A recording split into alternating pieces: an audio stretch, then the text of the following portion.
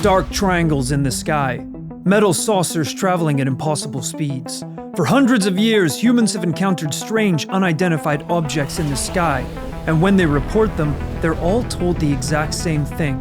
Shut the f*** up or we'll kill your family. But what if there was an organization dedicated to finding the truth? One that didn't threaten the witnesses? Can you trust a man in black with paranormal evidence? Ladies, can you trust a man at all? Why can't I legally own a tiger?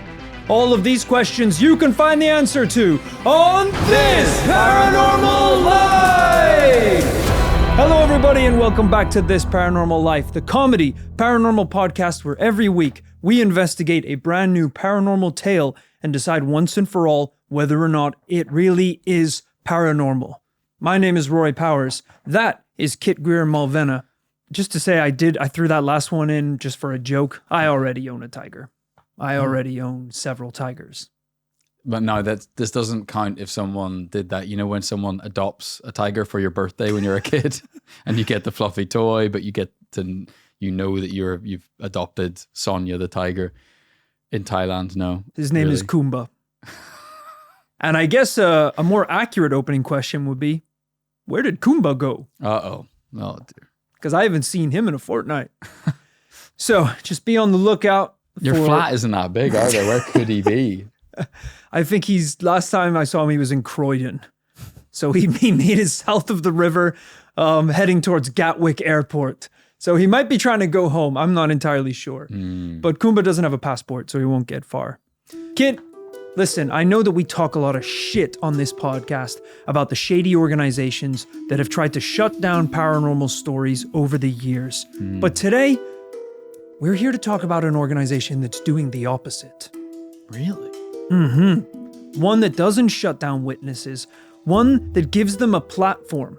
Well, don't do that, because some of them are nut jobs. I know what you're saying, Sure. though. They're a kind heart, a listening ear. They're here for experiencers. Yes, yeah, they support and promote the world of the paranormal. To be clear, I'm not talking about us. We don't do that either. No. And before we head into today's episode, why not head over to thisparanormallife.com to check out our Patreon, where you can become a member today and receive some awesome rewards. We're talking bonus episodes, extra content every week, monthly raffles, and a shout out from me and Kit at the end of the podcast. Check it out, thisparanormallife.com. Link is in the description of this podcast. You're going to want to become a member. We're doing a 7-day free trial at the moment. If you've been on the fence, now's the time to check it out. You can try before you buy. That's thisparanormallife.com. Go listen to some bonus episodes after this. Don't do it yet. Stay here now, for God's obviously. sake, man. Well, our story today begins on a hot summer morning in August of 1967. We're in a quiet, rural region of southern France, in a village named Kuzac, a small and sparsely populated area where drinking wine and milking cows were really the most exciting activity on the to-do list. On this day, two young children, Francois and his sister Anne-Marie, were out watching over the family's cattle in an open field, surrounded by farmland and low hills, when all of a sudden, they noticed something strange in the distance. Now, as a paranormal investigator, your instinct might be to look to the skies, but for now, our story takes place on the ground. On the far side of the field, the children spotted a large spherical object that looked as if it had appeared out of nowhere. Now, I'm going to save us both a lot of time discussing the shape and properties of this object and tell you straight up right now that what we're dealing with is a giant orb. But orb means, often in this paranormal life context, that means like a ghostly thing. Is that what we're dealing with? Not in this context. Okay. We're talking about a sphere. Well, I get that. That's what an orb is, but... Well, it's not ghost related. Okay. It's orbical. It's orbical. yeah, but shaped like an orb. Don't gaslight me here, but an orb in the paranormal often refers to like a ghostly little like bit of light.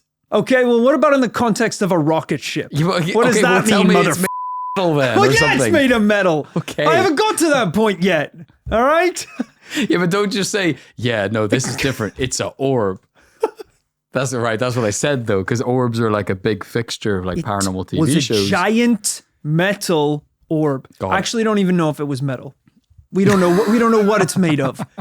It could be made of an element we don't know about. Sure. Plantain 6. It's a pretty good idea for an element. The kids look down at the craft. I think that's enough wine for me this morning.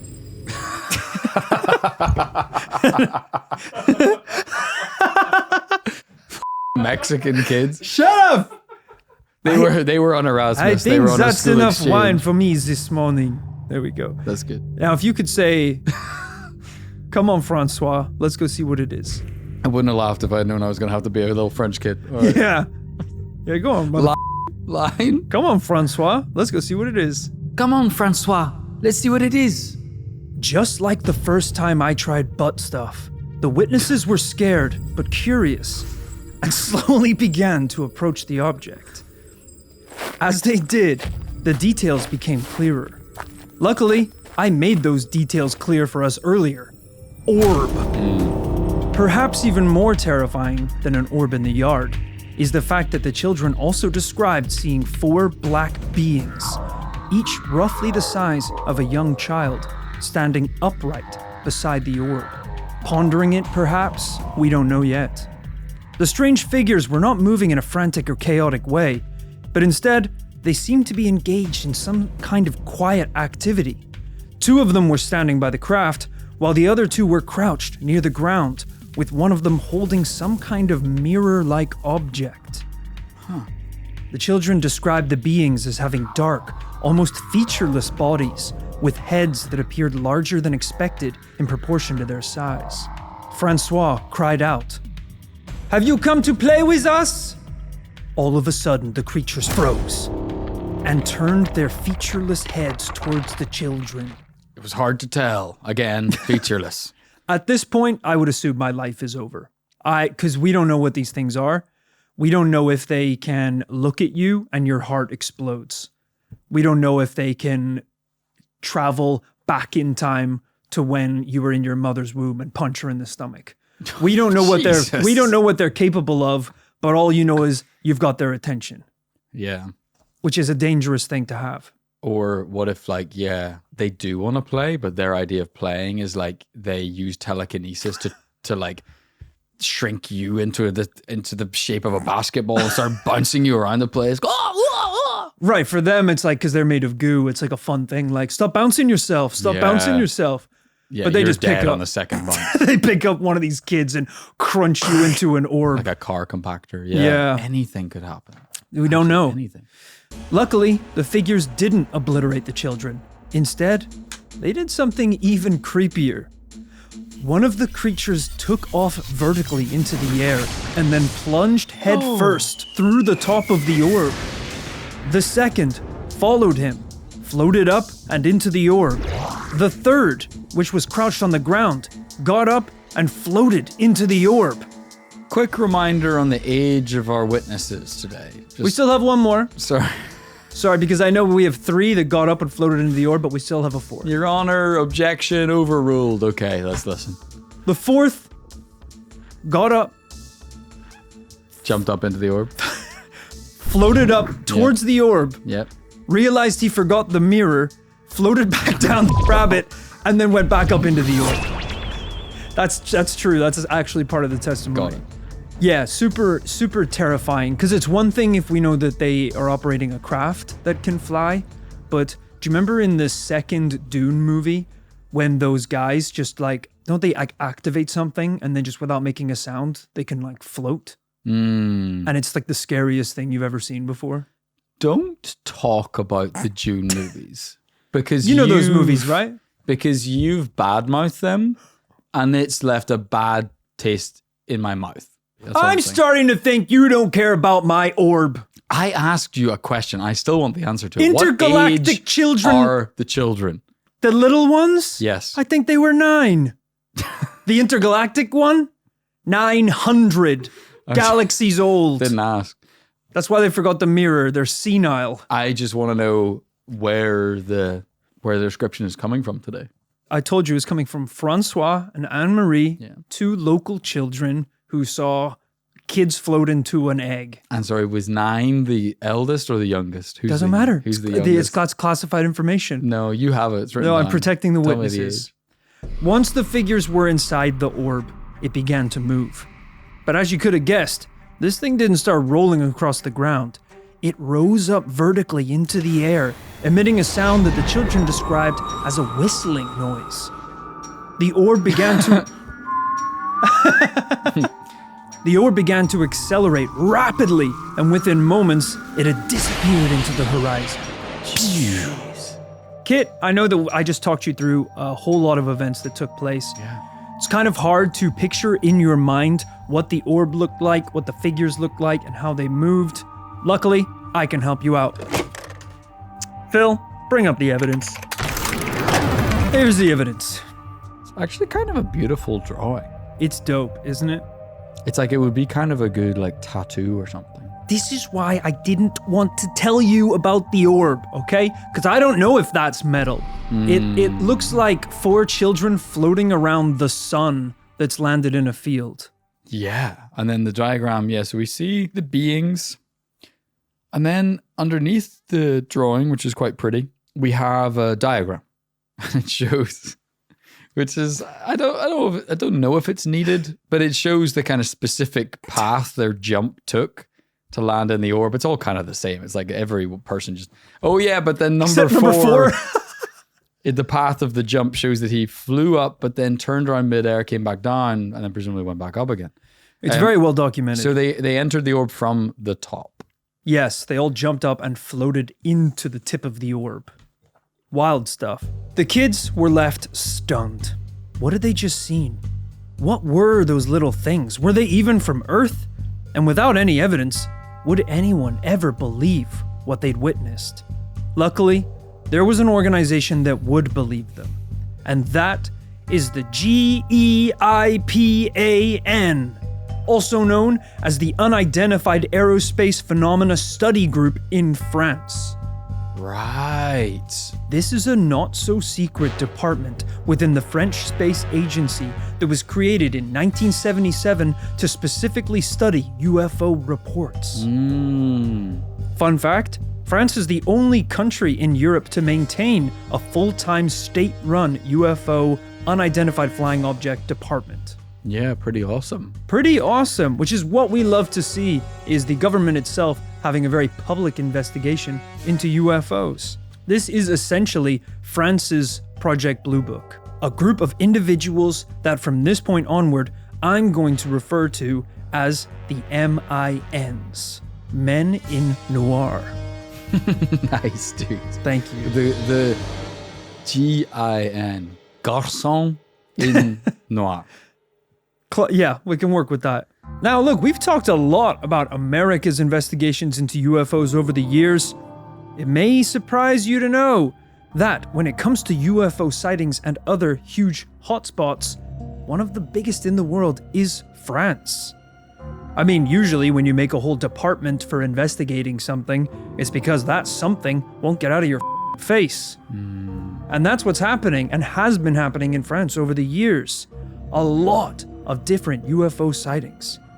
Now, we're going to talk a lot about the MINs this episode, but for now, let's get back into our opening story. After getting the word out about the orb, the MINs arrived on site. They interviewed the children and investigated the area where the craft had allegedly landed. The police noted sulfur odor and dried grass in the place where the orb allegedly took off. But aside from that, there wasn't a ton of leftover evidence.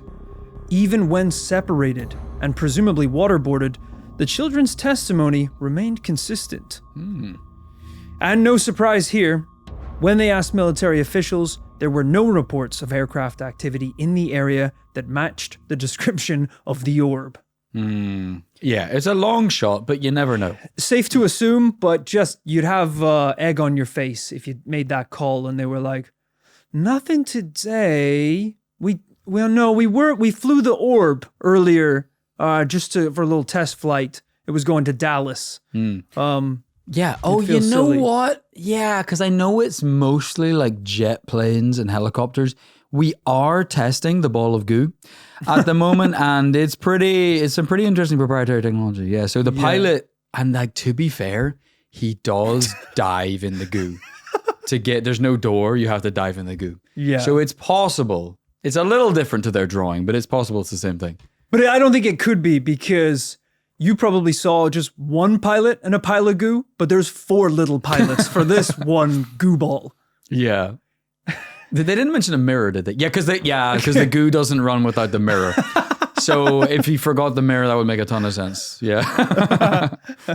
And I really hope it isn't that goo ball, because if you're in the area where it landed, you have 24 hours to live.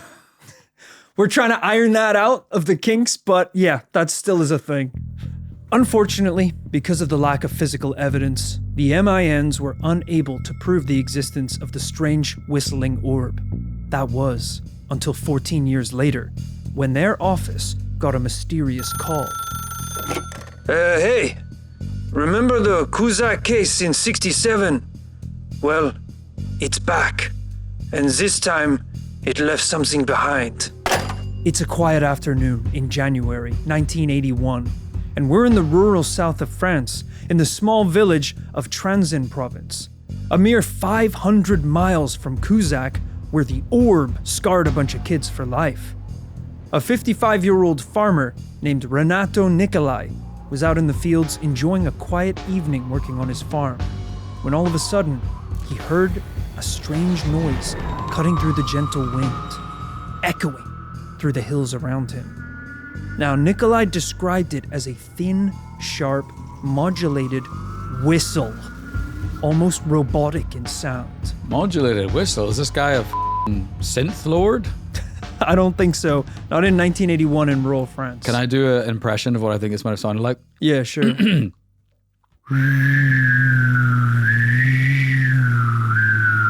That's weirdly good. I heard someone do it as a UFO noise one time. I was like, that's sick. I need to do that. Okay. It's kind of cool. You basically have a UFO call that you can whip out. I didn't know that about you. Yeah. Pretty awesome. Yeah. One time I just got stranded on a night out. My friends left me at a nightclub in the middle of nowhere. I was just drunk in the street going,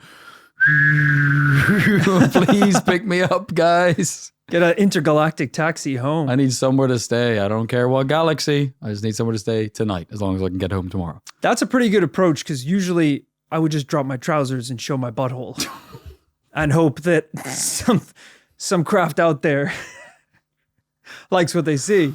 And by craft, you mean a 2006 Toyota Corolla. Yeah, last time I got picked up by a trucker called Mike. Nikolai turned towards the sound. What the hell is going on? He searched the hills for the source of the noise, but the hills were empty. The noise wasn't coming from the ground.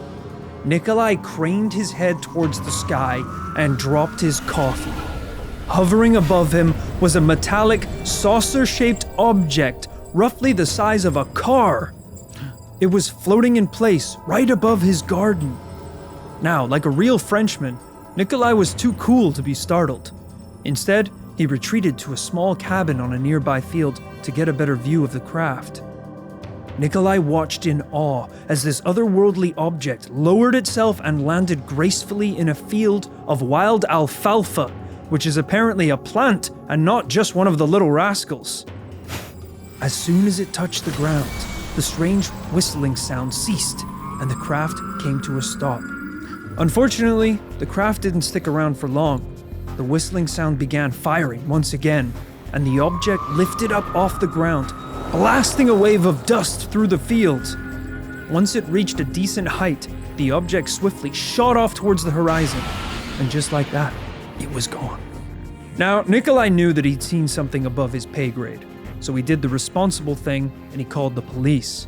Reports of the incident worked its way up the chain of command until eventually it reached exactly where it needed to be.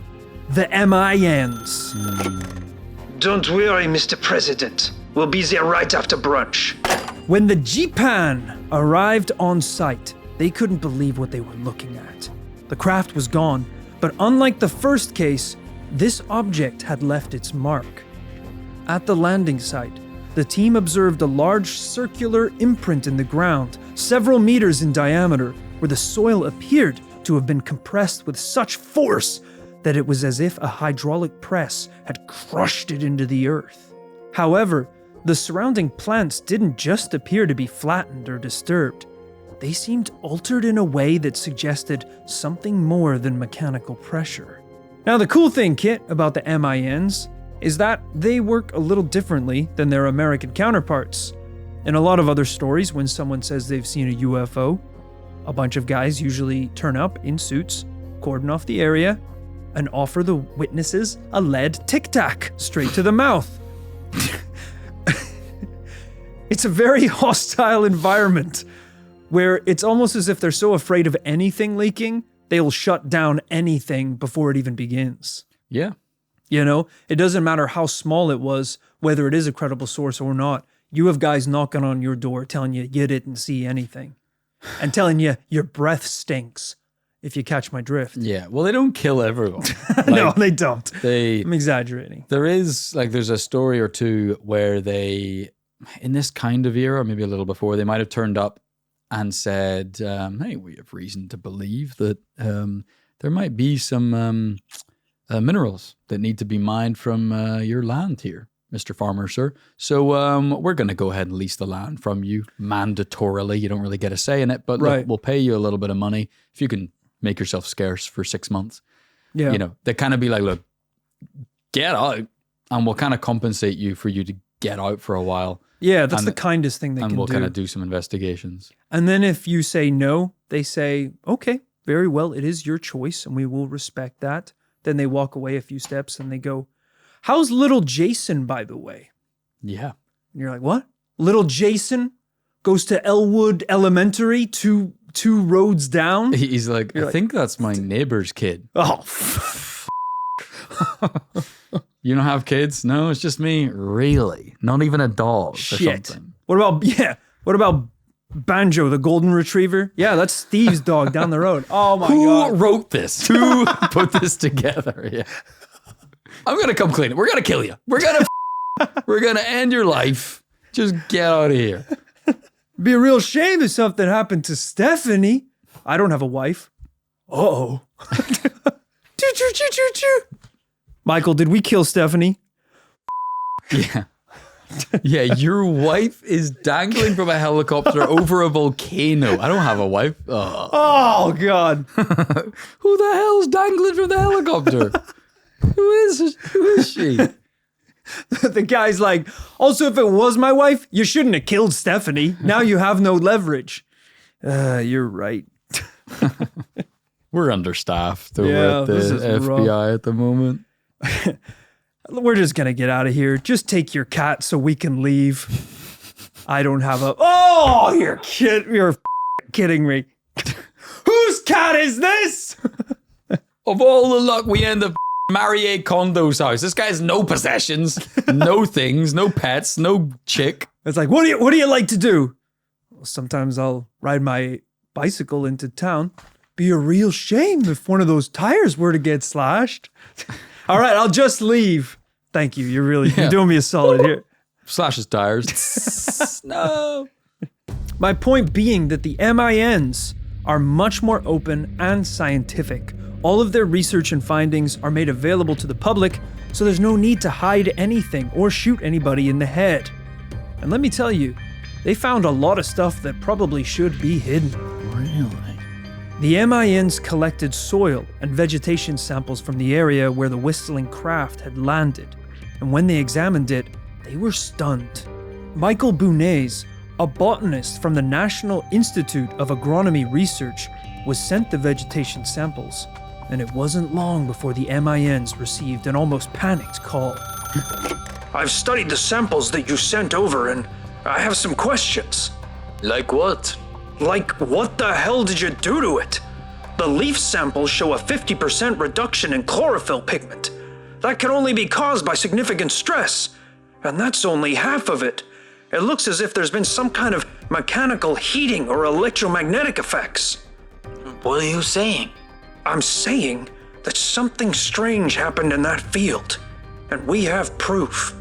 The MINs concluded that the effects observed on the plants were likely caused by gamma radiation, possibly created by an electromagnetic field generated by the craft as a means of propulsion, and before you ask, you can't see the plants. I don't know where they went. Okay, whoa. I don't want us to jump ahead too hard here. But so the grass was a little bit less green than it should have been? Nope. It had a 50% reduction in chlorophyll pigments. Green stuff. And also, it looks as if there'd been some kind of mechanical heating or electromagnetic effect. That's fine. One of the dandelions ate a scientist. They got it back to the lab and it ate a guy. It went, Seymour. I'm feeling awful hungry ever since that orb been visited. Hey, you didn't talk before. Yeah, listen, that was maybe a very dramatic way to say the vegetation had been altered slightly in a way that was suspicious. Kit, these two cases are just two of hundreds of unexplained UFO encounters investigated by the GEIPAN or the GEPAN or the MINs. They've covered some of France's biggest UFO cases, ones that we've investigated on this podcast before, such as the Valençol UFO encounter in 1965. And now, if you remember, this was a case also set in France that I believe was a double yes on the podcast. Yeah, we did that one pretty recent, right? Very recently. But they've also covered so many other insane cases that I had never even heard of. Honestly, we're gonna have to cover some of these in future episodes. They sound wild. There was the Mont Valérien UFO sighting, also known as the 1954 French UFO wave. In 1954, France experienced hundreds of UFO sightings in a matter of weeks.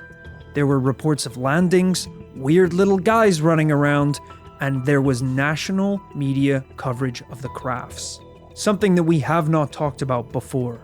They also covered the Amarante UFO case, where in 1959, a college headmaster claims to have seen a large, seamless, metallic object resembling a commercial jetliner appear out of nowhere.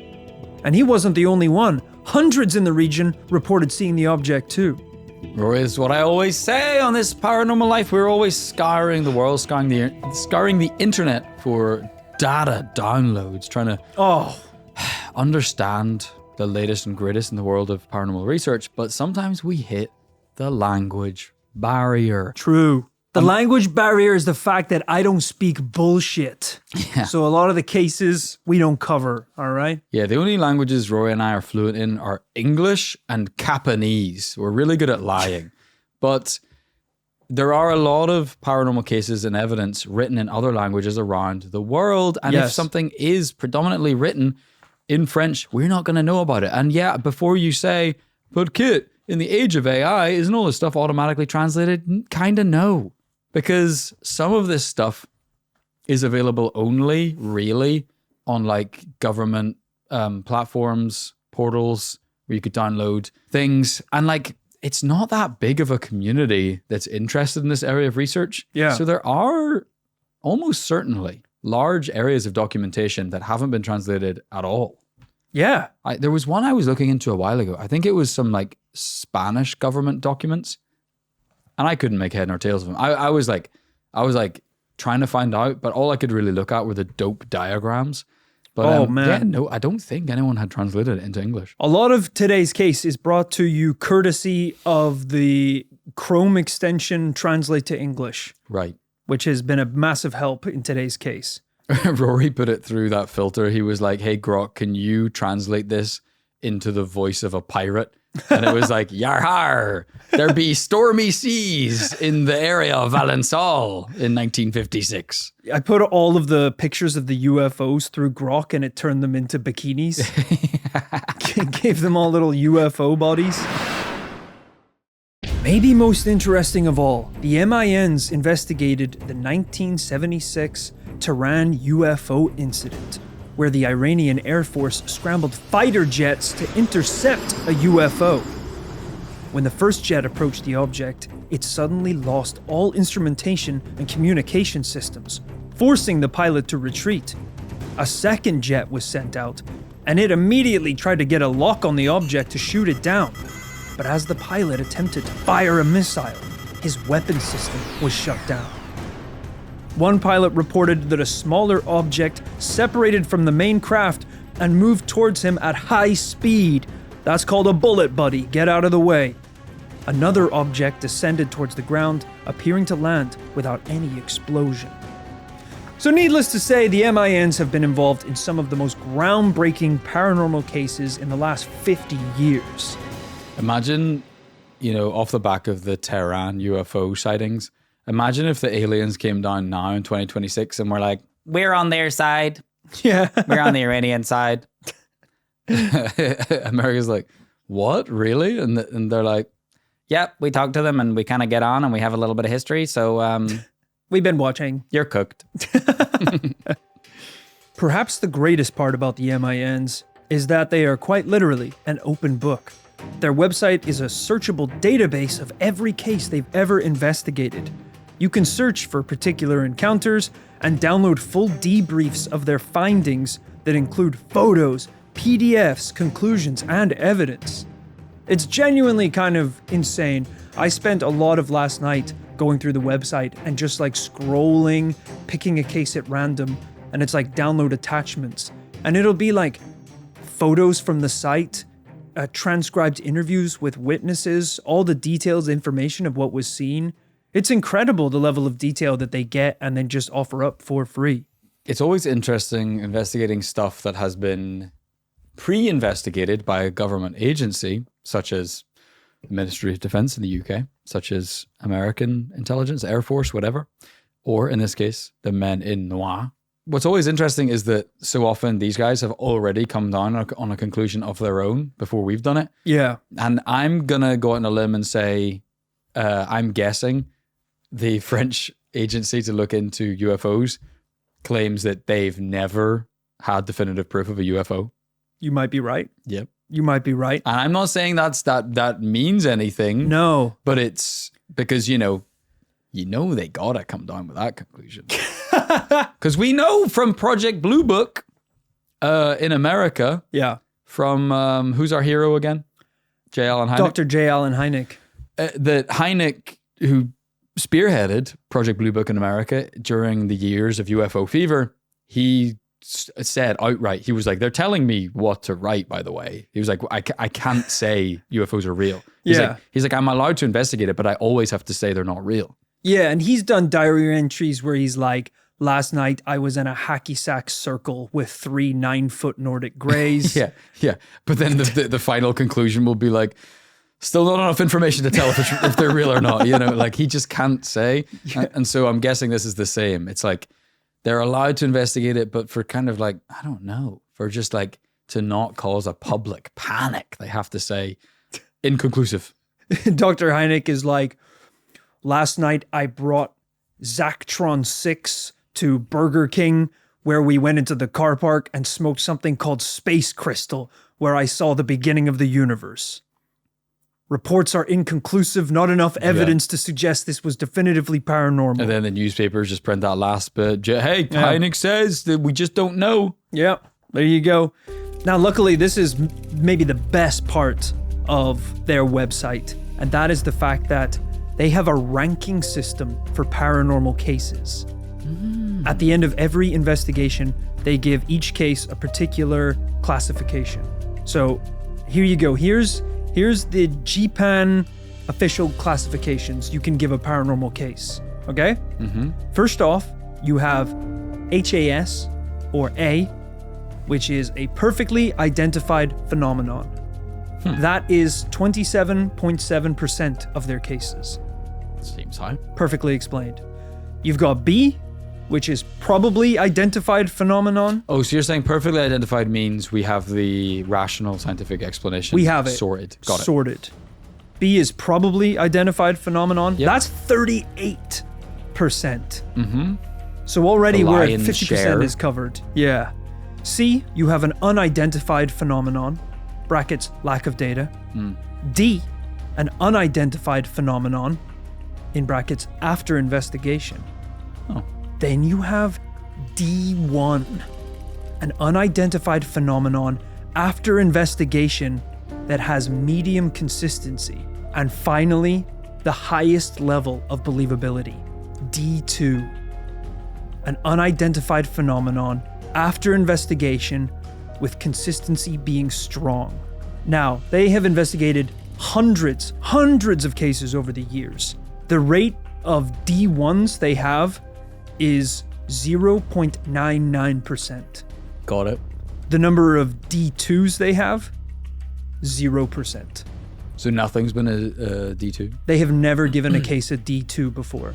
Wow, they play even more hardball than this Paranormal Life. Yeah, that's just their double yes. We've thrown out. Yeah, I don't know what. It'd be interesting to see what our percentage is. Yeah. We could figure it out if we looked at the unofficial episode guide, thanks to Ashley Stevenson. Yeah. But it's got to be, it's pretty generous. It's probably like a 10 or 20% yes rate. I would say what we would consider a D1 would be a yes. Yeah, I guess to be fair, we do have a couple of different things because we have double no. Yeah. Then we have a single yes, where one of us is convinced but not the other. Yeah. And then we have double yes. Yeah. So, yeah, it's probably not that far off. Yeah, that's our letter-based system. We have a case where I hosted it, I gave it a yes, and you said no. That's called a FU. I think because a D1 is an unidentified phenomenon after investigation with medium consistency. That's usually enough to convince us. I think so. That a case is a double yes. But the cool thing is you can go into all of their listed cases and sort by ranking. So you can go immediately to the D1s and look at all of these real cases that have been investigated over the years. That's awesome. Up until the current day. Wow. I dived into some of the D1s guys. And, a reminder that these guys specifically investigate UFOs. So you're not going to see cryptids and ghosts and things in there. But some of the D1s were pretty terrifying to read. We've got a case called Taverny 95. D1. Summary: observation of the passage of a dark triangular mass in the sky. Unexplained phenomenon. You've got Les Bertrets, September 4th. A man saw a luminous square floating above the roof of his house, spinning in place. The contractor who carried out the roof repairs confirmed that the tiles were twisted clockwise over a length of 5 meters. WTF? I know, and these are you can just read all these cases online. Jeez. Etreles, 35. Multiple witnesses spotted a dark mass in the sky, equipped with 2 small lights. Sudden movement at dizzying speed. Case considered for a D2 classification, which it obviously never fully reached. But Because you're not allowed to conclude D2. yeah, Hynek said it a long time ago. you can't do it. These organizations are Icarus. We can look at the sun. We can examine the sun. We can write about the sun. We can say the sun is hot, but you can't fly right up to it. Yeah. Otherwise, guess what? Your organization is shut down. There's a reason why the MINs have been able to fly under the radar for so long. And it's because they basically say, we saw a UFO. Little guys came down. They went into an orb. Everybody saw it. There's evidence on the ground. The evidence is inconclusive. Yep. They have to conclude with that little tick. And that just gets the person behind you to lower the gun. At least for another day. Yeah. And that's what life is about. It does. If you go out and write the best song ever today, and everyone on earth agrees it's the best song ever, Yep. and you're just a guy or you're just a girl and you wrote it, and it takes over the world, fame, fortune, everyone loves you, you ain't getting the Grammy. They're gonna give the Grammy to Post Malone. Because there's a plan. I don't understand the analogy. There is a vetted list of people who will receive the thing. You can't just break in as an outsider and change the script. It's like, we were talking before the podcast, we were talking about the Oscars happening.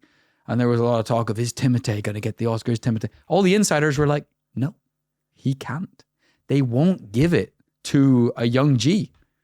I don't know why that is. That's just a rule they have. They just won't do it. They only give it to people over a certain age. Right, you got to pay your dues. There's just rules to the game that they don't say out loud.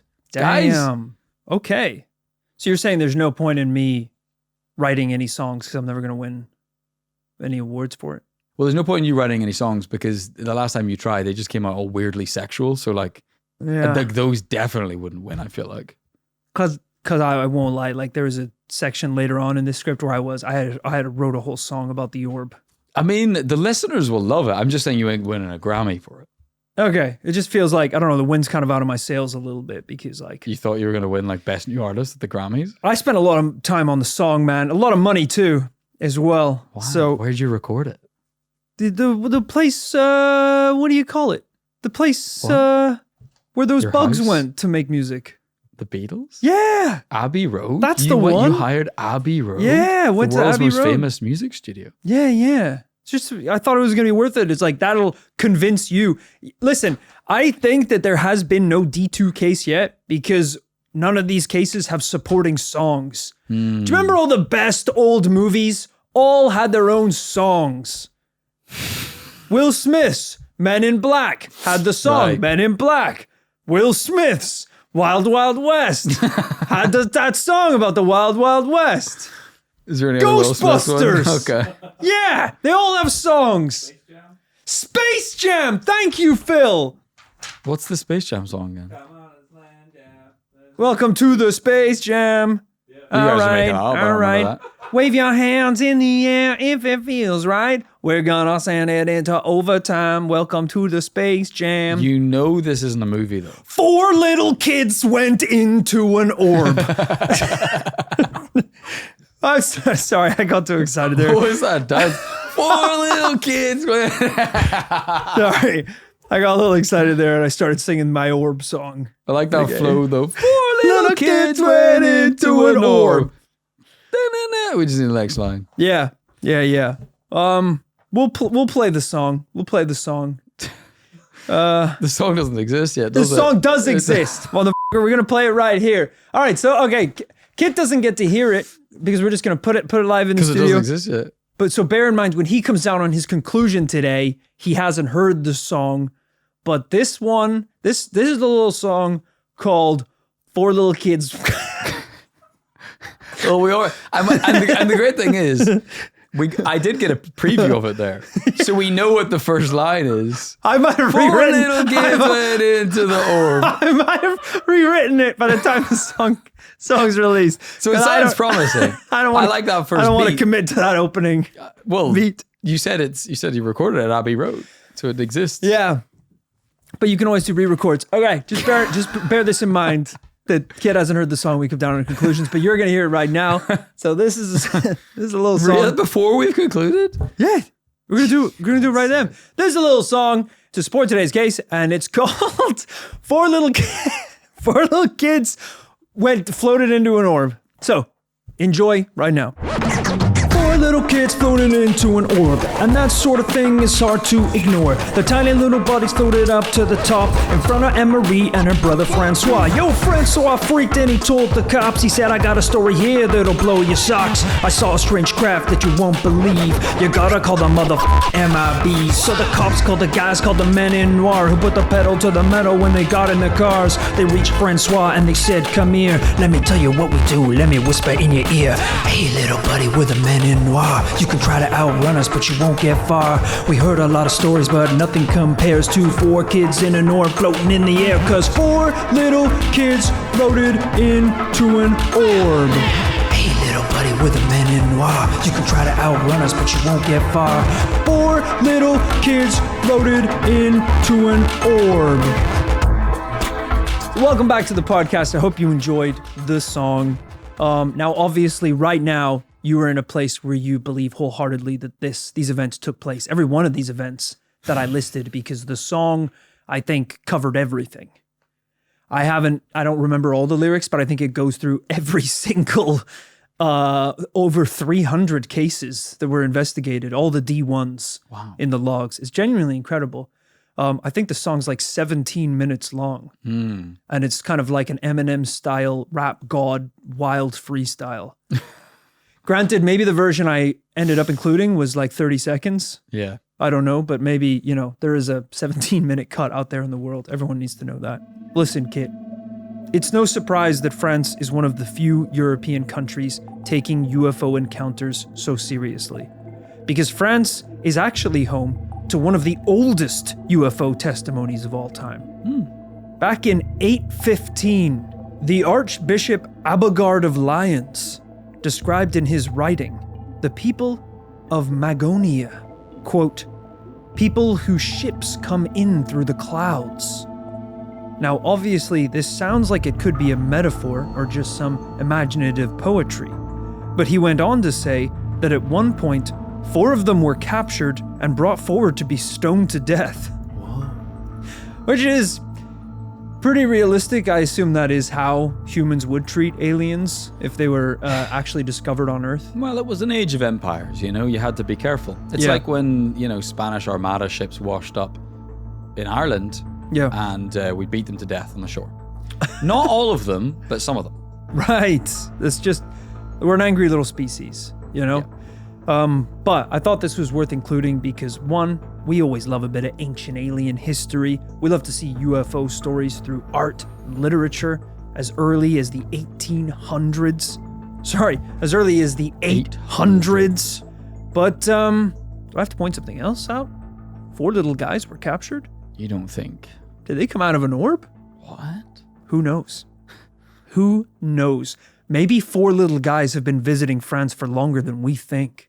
Maybe it sounds like they've been coming for thousands of years, but for them, that's just every intergalactic summer break.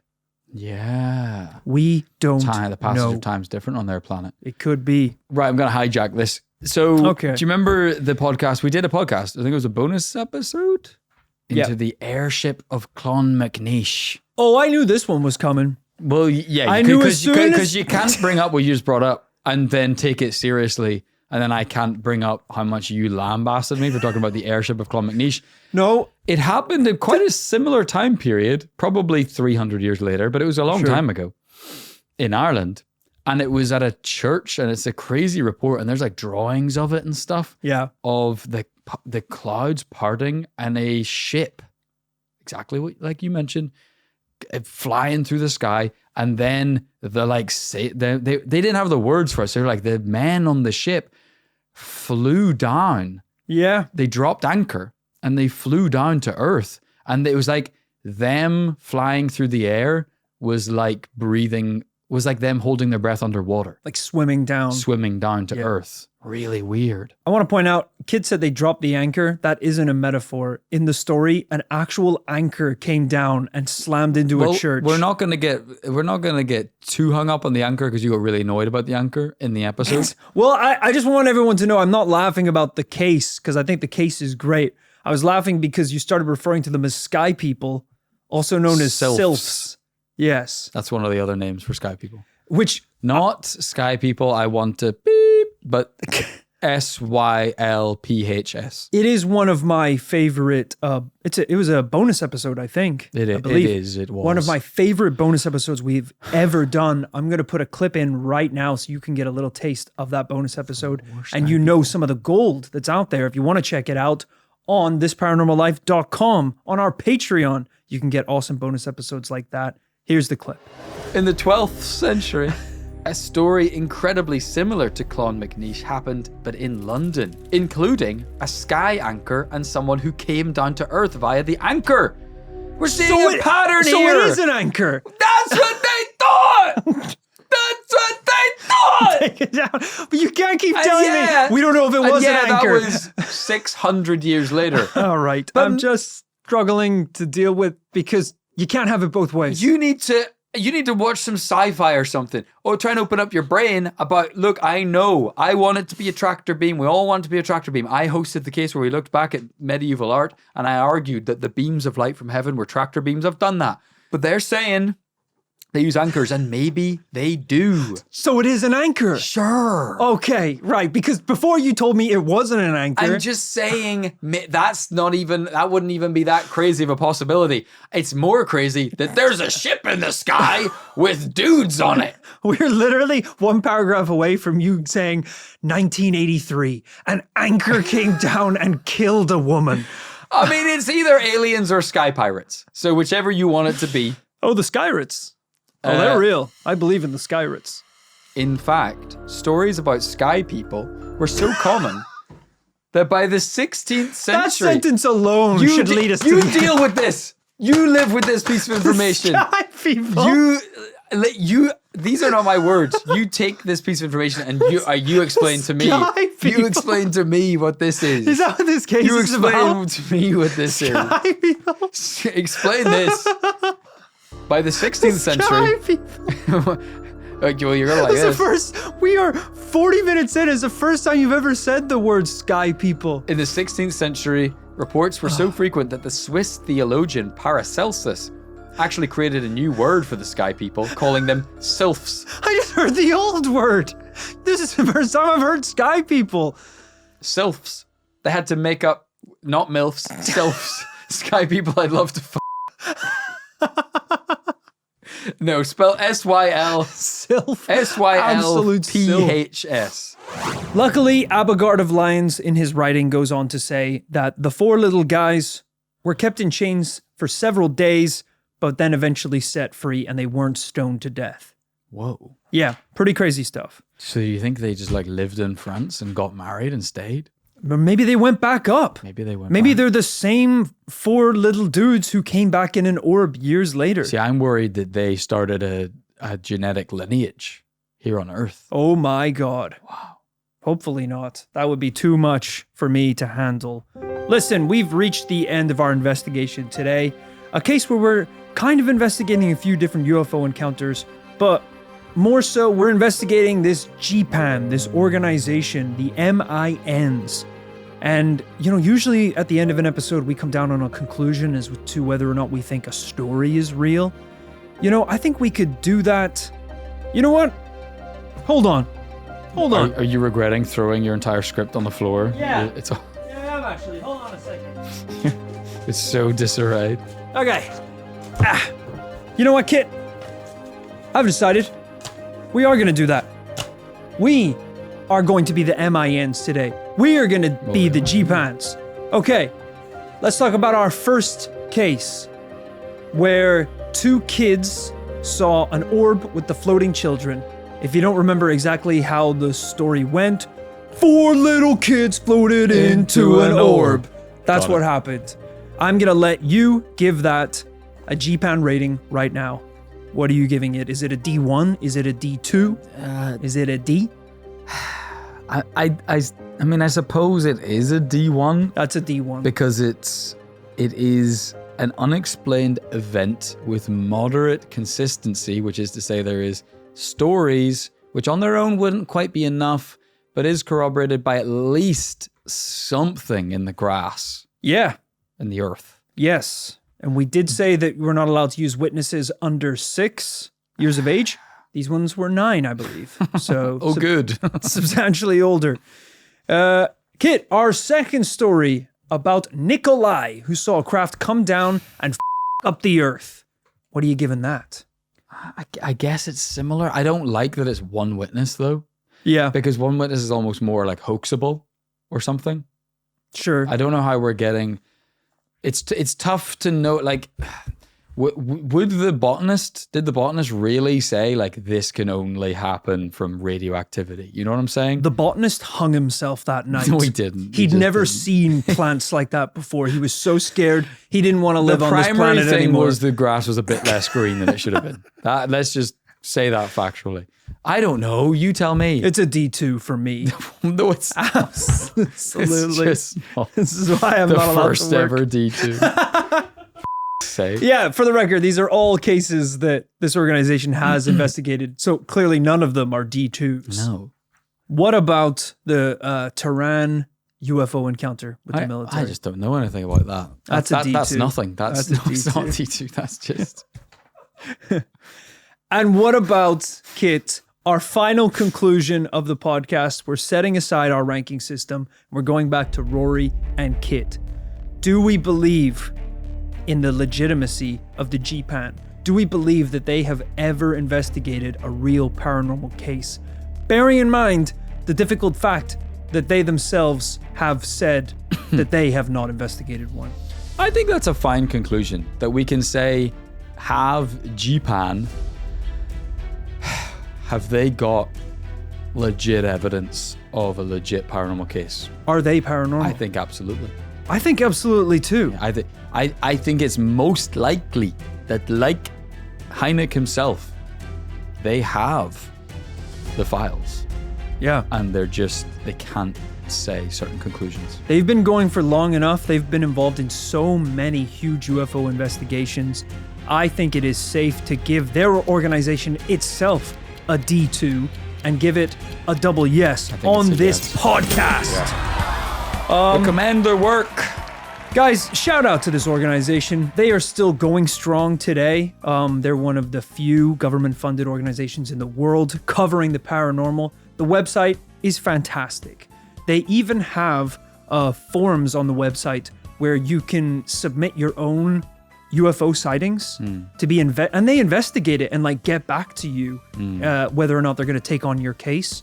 But it's quite funny because before you hit the I want to submit my case, they have a little section that's like, hey, before you tell us that you saw a UFO, did it have this property? Did it look like this? It's like a flow chart. And it's like, if it looked like that, then you probably saw this. Or if it moved like this, it could have been a that. And then basically at the end, it's like, look, did your object not display any of the characteristics from anything here? And if you tick that box, they're like, all right, come in. Yeah. They're like, get in here. We want to hear about what it is. It's very cool. I thought you were going to say that they do that kind of thing where it's like, if you're filling out your taxes, where it's like, hey, tick this box to say, I have filled this out to the best of my ability. And if I'm found to be lying, I'm going to shoot you in the back of the head. They did do that. I feel like they need to do something like that to just like not have their time wasted. Right. We'll invoice you for the amount of work we did on your nonsense. Yeah. No. They do not do that. They're very welcoming, very understanding. They're very, very kind. I would say check it out. Well, they're French. They have limits. If you have any interest in checking out their files and their research, go ahead and do it. Their website is easy to find. You just got to search for the GEIPAN and throw in some other keywords and you'll be able to find it easily. So, because we've been saying GEPAN, it's really more GEPAN. Yeah. But I think it's best we stick to GEPAN. Yep. GEPAN, GEPAN, MINs, whatever you want to call them. They're a double yes and they're doing the Lord's work over there. Let me tell you. If you enjoyed that clip that we played earlier from the episode about sky people, or what did you say it has a different name? Sylphs. And the anchor of Claude McNeish? Is that Claude McNeish. Claude McNeish.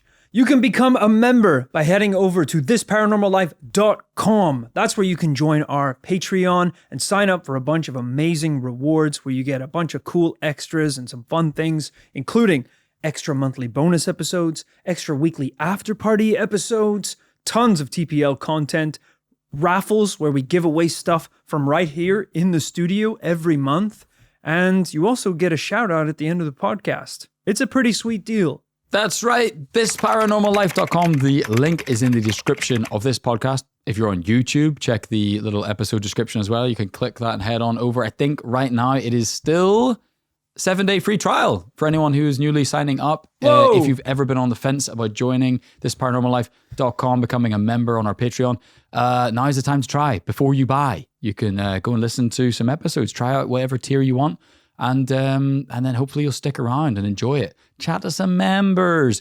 It's also great to find out about what is just happening in the commune. You get to hear first about new live shows, and you also get first dibs on any tickets, which might be very useful coming soon. Very useful. If you join the commune as well, you're designated a rank at entry between A and D2.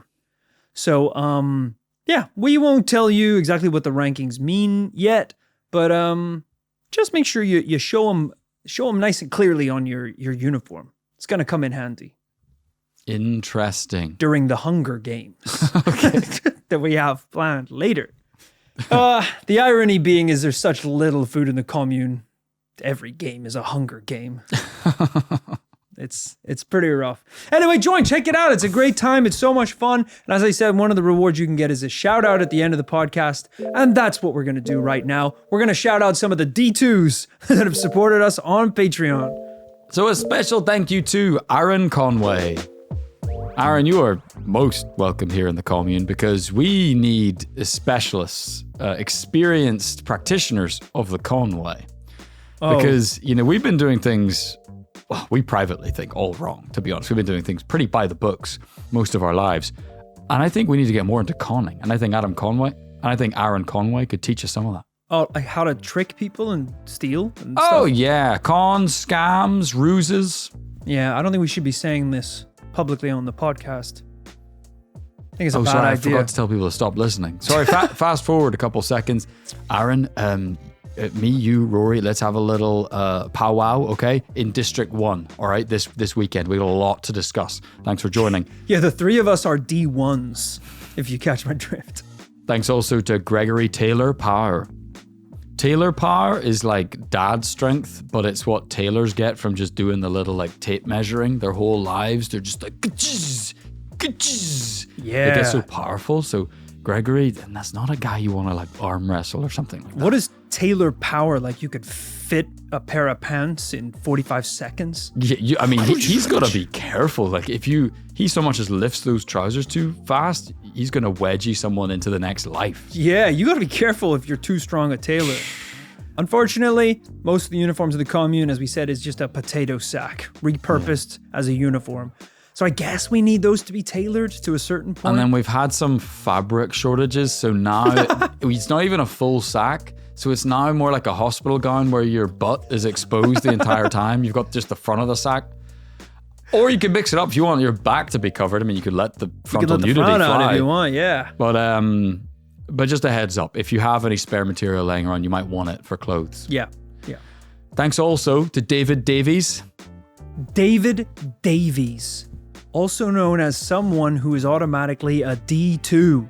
Really? If you got 2 D's in your name, that counts. That's kind of true. You make it to the top, David Davies. Fortunately, David Davies also has rabies. No. Yeah, it's an unfortunate thing. When we saw him in the crowd, like foaming at the mouth, we were like, that is a strong warrior thirsting for blood. And then we put him in with the rest of the soldiers and he bit everyone. Yeah. He just went wild. So the whole fleet was knocked out. Yeah. By 1 D2. And we don't have any medicine. No, we don't have any medicine. Of course we don't. So, David, I'm sorry. But enjoy being a dog. I think that's what happens to you if you get rabies. I think you turn don't into cure a it dog. long enough. Yeah, I think so. It's like a werewolf thing. That's fine. I wonder what breed you'll be. Thanks lastly today to Leo Willis. Leo, let us know where you Willis. Because everyone else in the commune has kind of handed over their will. We kind of asked them, no matter what age they are, to get writing and put us front and center in the will. But my records show that you haven't done it yet. So let us know where that will is. Because, we can't have anyone hanging out in the commune who hasn't pledged everything to the cause. Yeah, why are you here if you aren't willing to give everything up? That's like the symbolism of joining is like, I'm ready to give up everything. And I see here you noted you did send us an email saying there's no need, I don't have anything, I already gave you everything when I entered the commune. That's not true, you're wearing shoes, aren't you? One for Rory, one for me. So get writing that will, Willis, and then you'll be a full-fledged D2 member of the commune. Yeah, and don't worry everyone, don't tell us that we don't give back to the community, that we don't support the people who are in the commune. Of course, as you know, this weekend is the music festival where I will be playing live 4 little kids floated into an orb. I'm going to be doing that on the main stage. Yeah. And everyone gets a little Everyone's token. going to be singing along. 4 little kids floated into an orb. Yeah, people are going to be throwing seeds in the audience, having a great time. It's going to be wild. Hope you enjoy it, guys. Hope you enjoyed this week's episode of the podcast. Thank you so much for supporting This Paranormal Life. We love you, and we couldn't do it without you. We'll, of course, be back next Tuesday with another paranormal tale. I'm back again with the after party on Friday. We will see you then. Bye-bye. 4 little kids went into an orb. It's just the... 4 little kids went into an orb. So dumb.